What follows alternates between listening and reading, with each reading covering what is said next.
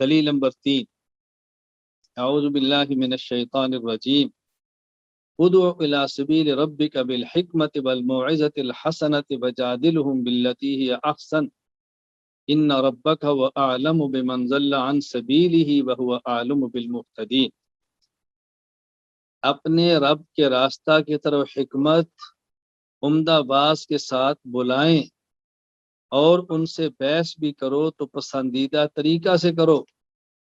آپ کے رب کو خوب معلوم ہے کہ کون ان کے راستہ سے بہکا ہوا ہے، اور خوب معلوم ہے کون ہدایت یافتہ ہے۔ اللہ خوب جانتے ہیں کون گمراہ ہے اور کون صحیح راستے پر ہے۔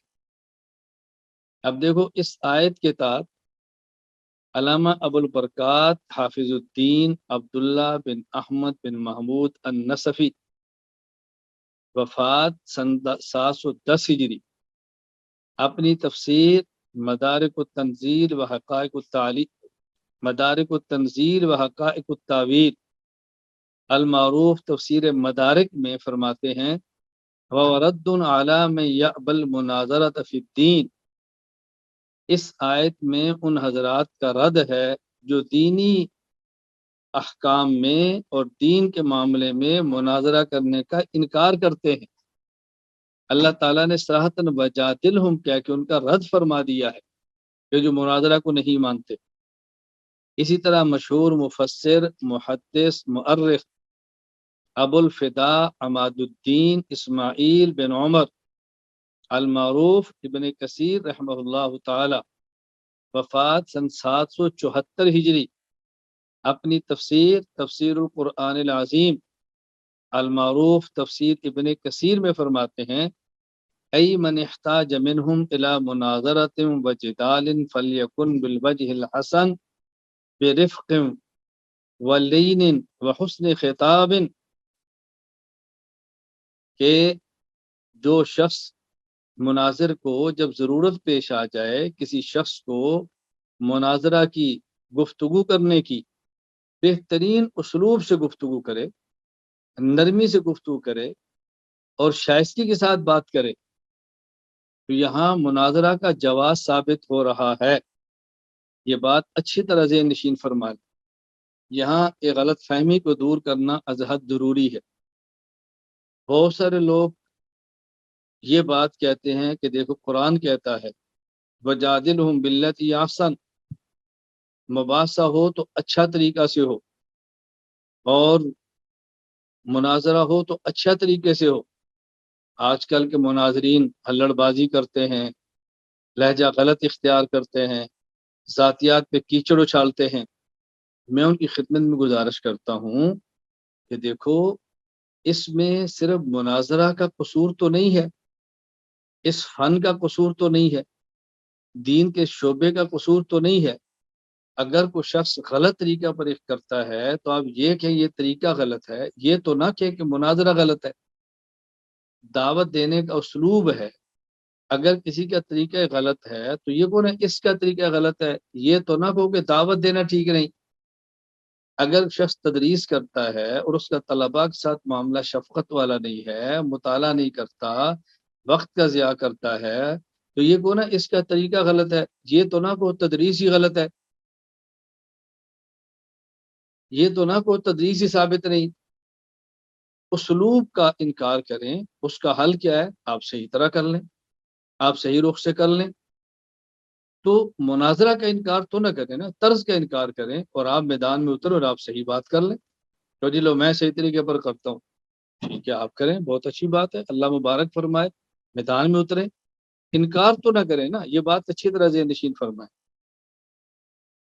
اسی طرح اس آیت کے تحت حاشیہ جلالین میں ہے المجادلۃ ہی المنازعۃ لا لاظہار الثواب بل لالزام الخصم کما فی الرشیدیہ لیکن المراد ہا ہنا المناظرہ۔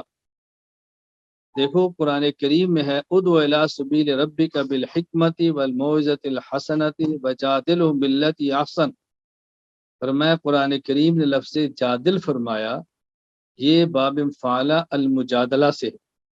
فرمایا مجادلہ کا اصل معنی تو ہوتا ہے منازعت کرنا، فضول گفتگو کرنا، فضول اس میں حق بات کو ثابت کرنا مقصود نہیں ہوتا، بس قسم کے اوپر ایک چڑھائی کرنا ہوتی ہے اور کچھ بھی نہیں، اصل تو معنی یہ ہے۔ لیکن یہاں پر جادل سے مراد یہ نہیں ہے، بلکہ یہاں جادل سے مراد ہے مناظرہ، لیکن المراد ہا ہن المناظرہ۔ اب دیکھو نا قرآن کریم نے جو جادل کا لفظ استعمال کیا تو یہاں جادل کا معنی ناظرہم، لیکن المراد ہا ہن المناظرہ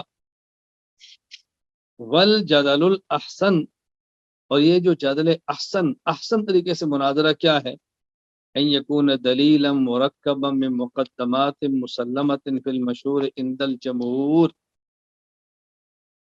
مشہور قول کے مطابق ایسے مقدمات سے آپ کی دلیل مرکب ہونی چاہیے جو جمہور علماء کے ہاں مسلم ہے، یعنی آپ کی شخصی رائے نہ ہو، اکابرین امت اس کو تسلیم کرتے ہو۔ ومقدمات مسلمت عند ذلك القائل هكذا فی الکبیر، یا فریق مخالف کے ہاں ثابت شدہ ہو۔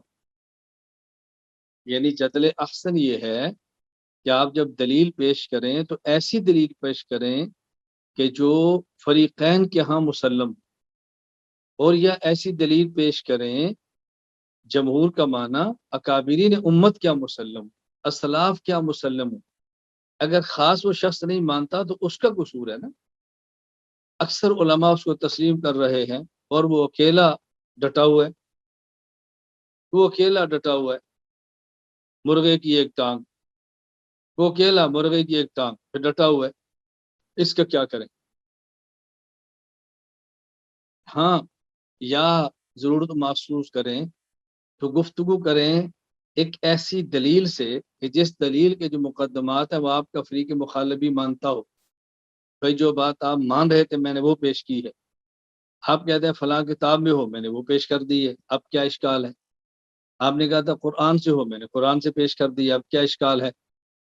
بہرحال جدل احسن یہ ہے کہ آدمی ایسی دلیل پیش کرے جو ایسے مقدمات سے بنتی ہو کہ جو جمہور علماء کے ہاں مسلم ہوں، ثابت شدہ ہوں، یا بعض حضرات کی رائے یہ ہے کہ ایسی دلیل ہو کہ جس کے مقدمات آپ کا فریق مخالف بھی مانتا ہو۔ مثلا آپ ایسا قول پیش کریں جس کو فریق مخالف بھی بڑا مانتا ہے، اس کی بات کو پیش کرتا ہے تو آپ اس کا قول پیش کر دیں، کوئی حرج نہیں۔ میں سمجھانے کے لیے ایک مثال پیش کرتا ہوں۔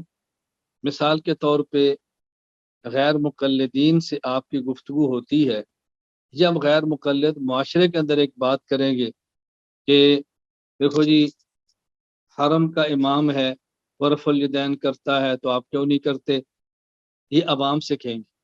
اچھا آپ ان کو فوراً کہیں کہ حرم کا امام تمام مسائل میں بنیاد ہے، آپ اس کو مانتے ہیں؟ اگر آپ مانتے ہیں تو پھر ہم سے بات کریں کہ ہم بتا دیں حرم کے امام کیا کرتا ہے اور آپ کیا نہیں کرتے۔ حرم کے امام نے کبھی بھی ننگے سر نماز نہیں پڑھی، آپ کہہ دو کہ ننگے سر نماز نہیں پڑھنی چاہیے، پھر فوراً کہیں گے کہ ہم کو اس کے مقتدی ہیں، ہم کو اس کے مقلد ہیں۔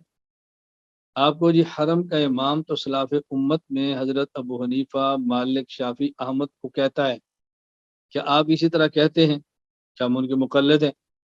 حرم کا امام اگر امام احمد بن حنبل کی تقلید کرتا ہو تو پھر جی ہم اس کے مقلد ہیں، کو بھی پھر آپ حرم کے امام کو بطور دلیل کے پیش کیوں کرتے ہیں؟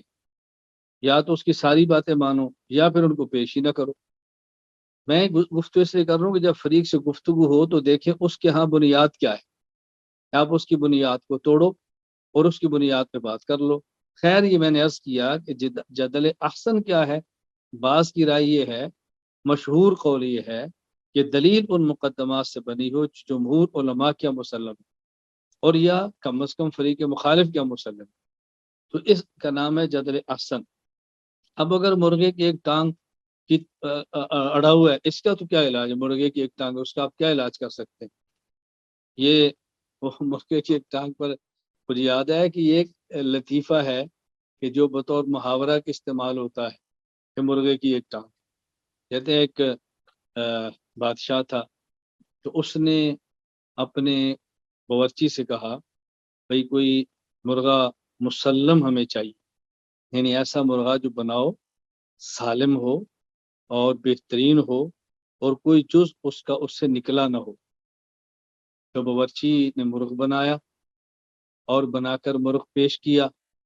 اب جب مرغ تیار ہو گیا تو اس نے یہ سوچ کر کہ میں نے بنایا ہے تو میں اس سے تھوڑا سا چکھ لوں، کہیں ایسا نہ ہو کہ اس میں کوئی نمک مرچ مسالہ ٹھیک نہ بنا ہو، تو بھائی بجائے انعام کے یہ الٹا ہی نہ پڑ جائے۔ تو اس نے اس مرغ کی ٹانگ سے تھوڑا سا توڑ کے چکھ لیا۔ جب توڑ کے چکھا تو پھر اس نے کہا یار یہ تو مجھ سے غلطی ہو گئی، یہ جو بادشاہ سلامت دیکھیں گے کہ اس کی ٹانگ سے تھوڑا سا گوشت نہیں ہے تو یہ مرغ مسلم اور سالم مرغ تو نہ ہوا، وہ کہیں کس نے کھایا، میں کیا جواب دوں گا۔ تو اس نے ٹانگ الگ کی اور پوری ٹانگ کھا گئی۔ اب بادشاہ کے سامنے اس نے پیش کیا۔ بادشاہ نے کہا میں نے تو کہا تھا کہ مرغ ایک ٹانگ والا مکمل مرغ ہو، اور یہ مرغ تو ایسے اس کی پوری ٹانگ ہی نہیں ہے تو مکمل مرغ تو نہ آیا۔ اس نے کہا بادشاہ سلامت، بعض مرغ ایسے ہوتے ہیں جن کی ایک ٹانگ ہوتی ہے، ان کی دو ٹانگیں ہوتی ہی نہیں۔ بادشاہ نے کہا کبھی ایسا بھی ہوتا ہے؟ اس نے کہا جی ہاں، چلے کبھی ہم آپ کو دکھا دیں گے۔ کہتے ہیں بادشاہ کے ساتھ سواری میں کہیں جا رہا تھا تو راستے میں کچھ مرغ تھے، آپ نے بھی دیکھا ہوگا، اتفاق آیا ہوگا کہ بس اوقات مرغ جب کھڑے ہوتے ہیں زیادہ دیر کے لیے تو کبھی ایک ٹانگ کھڑا کر کے ایک ٹانگ پہ کھڑے ہوتے ہیں، ایک ٹانگ ساتھ وہ فولڈ کر لیتے اور ایک پہ کھڑے ہوتے۔ اس نے کہا بادشاہ سلامت وہ دیکھیں ایک ٹانگ والے مرغ۔ تو کہتے ہیں بادشاہ نیچے اترے، اس نے تھوڑا سا شوں ایسے آواز دی، چھڑی دکھائی تو مرغ دوڑ گئے، دونوں ٹانگوں پہ دوڑے۔ بادشاہ نے کہا تو کہتا تھا کہ مرغ ایک ٹانگا والا ہے، ان کی تو دونوں ٹانگیں ہیں۔ اس نے کہا بادشاہ سلامت مرغ کی ٹانگ ایک ہی تھی، یہ جو آپ کی شوں ہے اس سے دو ٹانگیں ہو گئی۔ وہ جس مرغ کو آپ کھا رہے تھے اگر آپ وہاں شوں کرتے تو آپ کی برکت سے اس کی بھی دو ٹانگیں ہو جاتی، یہ آپ کی شوں کی وجہ سے ہوا ہے، ورنہ ٹانگ ایک ہی ہے۔ اب دیکھیں وہ ڈٹا ہوا ہے مرغ کی ایک ٹانگ ہے، مارنے کے لیے تیار۔ تو جو اس طرح بات ڈٹ جائے مرغ کی ایک ٹانگ ہے اس کا کیا علاج کریں، میں یہ بات سمجھانا چاہتا ہوں۔ یہاں یہ بات اچھی طرح سمجھ لیں کہ یہ جو والجدل الاحسن ان یکون دلیل مرکب میں مقدمات مسلمت فی المشہور پر بات ہوئی ہے۔ مزید انشاءاللہ اس پر آگے بات ہوگی جا کر۔ یہاں ایک اصول یاد رکھ لیں کہ جب فریقین کے درمیان گفتگو ہو تو ہر فریق بطور دلیل صرف اس منسوب علیہ شخصیت کی عبارات کو پیش کرنے کا پابند ہوگا جن کی طرف یہ اپنی نسبت کرتا ہے۔ کیا مطلب؟ یعنی اگر فریقین کے درمیان گفتگو ہو اور فریقین ایسے ہوں جو ایک ہی نسبت رکھنے والے ہوں تو پھر ان سے بات طے کروا لیں کہ اب بطور دلیل کے اسی شخصیت کو پیش کریں گے جس کی طرح ہماری نسبت ہے۔ مثلا دو شخص ہیں وہ دونوں خود کو دیوبندی کہتے ہیں، اب کسی مسئلے پر ان کا اختلاف ہو جاتا ہے، ایک کہتے ہیں میری دلیل یہ ہے، ایک کہتے ہیں میری دلیل یہ ہے۔ اسے کہا جائے بھئی یہ بتاؤ کہ آپ خود کو دیوبندی کیوں کہتے ہیں؟ وہ کہتا ہے میں اس لیے خود کو دیوبندی کہتا ہوں کہ میں اکابرین دیوبند کو اپنا رہبر و رہنما مانتا ہوں۔ اچھا یہ بتائیں کہ اکابرین دیوبند کے نظریات قرآن کریم سنت اور اجماع کے خلاف ہیں؟ کہتا ہے نہیں۔ تو جب دونوں فریق اس بات پر متفق ہیں کہ ہم خود کو دیوبندی اس لیے کہتے ہیں کہ ہمارے اکابر کے عقائد و نظریات قرآن و سنت کے مطابق ہیں، تو اب اختلاف اس بات پر ہے کہ اکابرین کا عقیدہ کیا ہے، ایک کہتا ہے یہ ہے، دوسرا کہتا ہے یہ ہے۔ تو اب ان سے کہا جائے کہ تم اس عقیدے کے اس بات پر قرآن یا حدیث پاک نہ پیش کرو بلکہ اکابرین دیوبند کی رائے پیش کرو کہ وہ کیا کہتے ہیں۔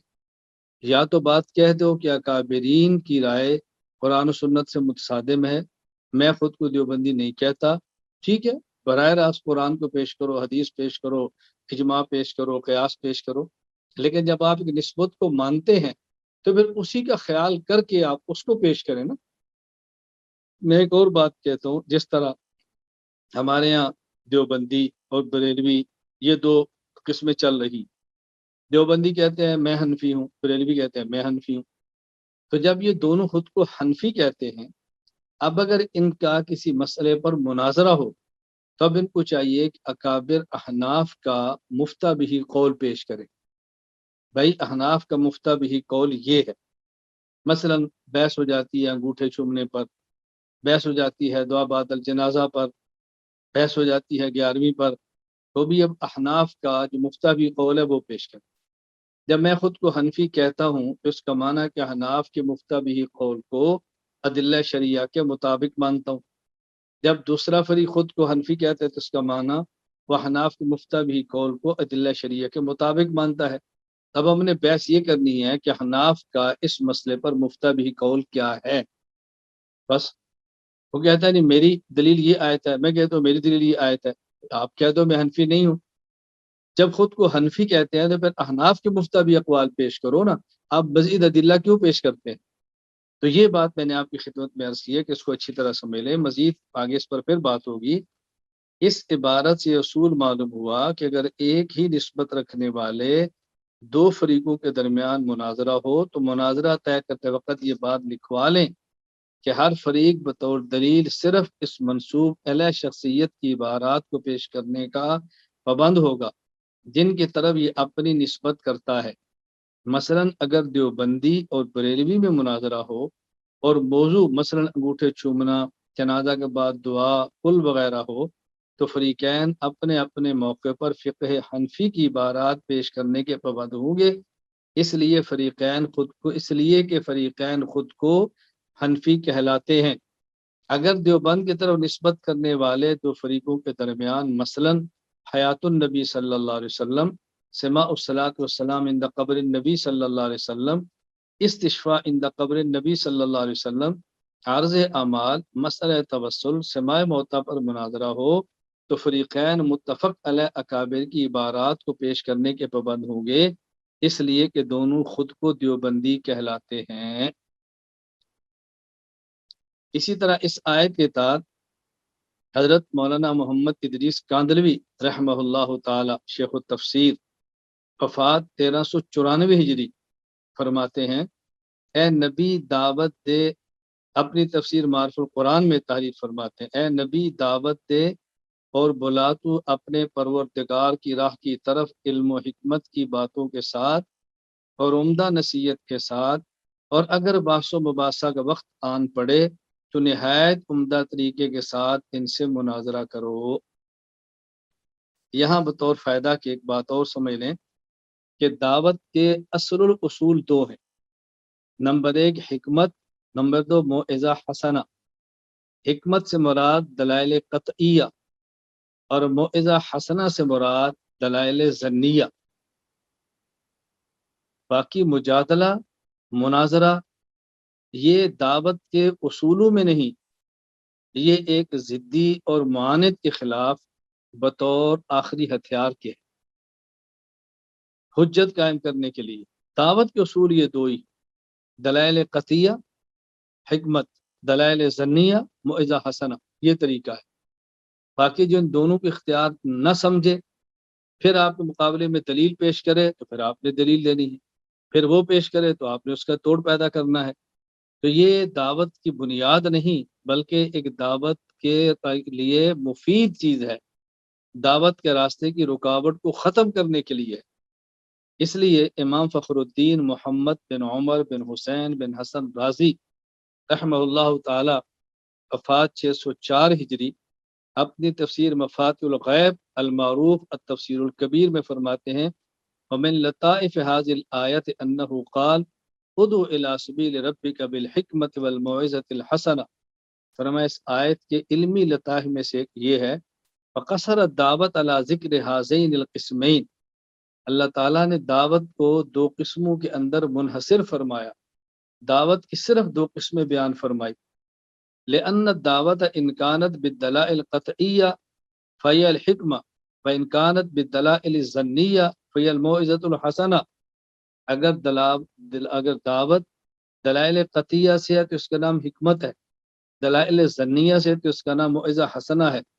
اما الجدل فلیس من باب الدعوت، یہ جدل اور مناظرہ یہ باب الدعوت میں سے نہیں ہے، بل المقصود منہ غرض آخر مغاجر للدعوہ وهو الالزام والافہام، اس سے مقصود ایک اور چیز ہے اور وہ ہے الزام اور افہام، یعنی مخالف کو خاموش کرا دینا۔ اس کے پاس کوئی چارہ نہ رہے ہماری بات کو مانے بغیر، فلہذا سبب لم یقل، اسی وجہ سے یوں نہیں فرمایا ادع الی سبیل ربک بالحکمت والموعظۃ الحسنۃ والجدال الاحسن، بل قطع الجدل عن باب الدعوت تنبیہا علی انه لا يحصل الدعوت وانما الغرض منه شیء آخر واللہ اعلم، بلکہ ادع الی سبیل ربک بالحکمت والموعظۃ الحسنہ بات ختم فرما دی، اور وجادل الگ عنوان سے بیان کیا، یہ بتانے کے لیے اس سے مقصود دعوت نہیں بلکہ الزام ہے۔ اسی طرح مفتی بغداد علامہ ابو الثناء محمود آلوسی آفندی بغدادی حنفی رحمہ اللہ تعالی وفات سن 1270 ہجری، اپنی تفسیر روح المعانی فی تفسیر القرآن العظیم والسبع المعانی والسبع المثانی المعروف تفسیر آلوسی رحمہ اللہ تعالی، اس کے اندر ارشاد فرماتے ہیں انما لم یقل ادع الی سبیل ربک بالحکمت والموعظۃ والجدال الاحسن لما ان الجدال لیس من باب الدعوہ بل المقصود منه غرض آخر مغایر لها وهو الالزام والافہام، کہ اللہ تعالیٰ نے ادع الی سبیل ربک بالحکمت والموعظۃ الحسنۃ والجدال الاحسن نہیں فرمایا، بلکہ ادع الی سبیل ربک بالحکمت والموعظۃ الحسنہ فرمایا، اور جادلوں کو الگ بیان فرمایا، یہ سمجھانے کے لیے کہ اس سے مقصود دعوت نہیں بلکہ مخالف کو خاموش کرانا ہے، جسے ہم کہتے ہیں اس کی بولتی بند کرنا ہے، اس کو اپنی علمی اوقات دکھانا ہے کہ اس کی اوقات کیا ہے۔ مفتی اعظم پاکستان مولانا مفتی محمد شفیع رحمہ اللہ تعالی وفات سن 1396 ہجری، تفسیر معرف القرآن میں اس آیت کے تحت فرماتے ہیں آیت کے نسخ سے معلوم ہوتا ہے کہ اصول دعوت اصل میں دو ہی چیزیں ہیں، حکمت اور موعظت، تیسری چیز مجادلہ اصول دعوت میں داخل نہیں، ہاں طریق دعوت میں کبھی اس کی بھی ضرورت پیش آ جاتی ہے۔ صاحب روح المعانی کا استدلال اس پر یہ ہے کہ اگر یہ تینوں چیزیں اصول دعوت ہوتی تو مقتضائے مقام یہ تھا کہ تینوں چیزوں کو عطف کے ساتھ اس طرح بیان کیا جاتا بالحکمت والموعظۃ الحسنۃ والجدال الاحسن، مگر قرآن حکیم نے حکمت و موعظت کو تو عطف کے ساتھ ایک ہی نسق میں بیان فرمایا اور مجادلہ کے لیے الگ جملہ وجادل باللتی احسن اختیار فرمایا۔ اس سے معلوم ہوتا ہے کہ مجادلہ فی العلم دراصل دعوت اللہ کا رکن یہ شرط نہیں بلکہ طریق دعوت میں پیش ہونے والے معاملات کے متعلق ایک ہدایت ہے، جیسا کہ اس کے بعد کی آیت میں صبر کی تلقین فرمائی، کیونکہ طریق دعوت میں لوگوں کی ایذاؤں پر صبر کرنا ناگزیر ہے۔